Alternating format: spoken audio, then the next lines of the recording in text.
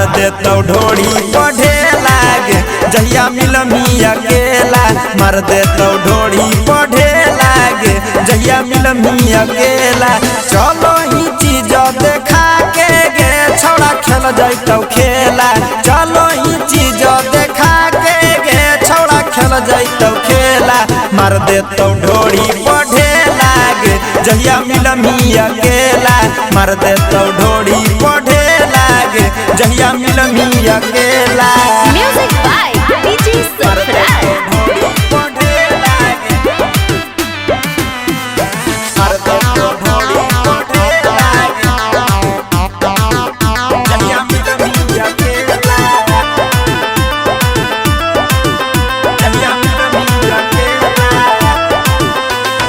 तोपे वाला चीज छौड़ी लौको हो तोर गे ऊपर से नीचे लागौ छौड़ी गोर गे ऊपर से नीचे लागौ छौड़ी गोर गे तोपे वाला चीज छौड़ी लौको हो तोर गे ऊपर से नीचे लागौ छौड़ी गोर गे धर ले तो लपक के पांजा में छौड़ी होते कुबेला धर ले तो लपक के पांजा में छौड़ी होते कुबेला मार देतौ ढोड़ी पर ढेला गे जहिया मिल में अकेला मार देतौ ढोड़ी पढ़े लागे जहिया मिल में अकेला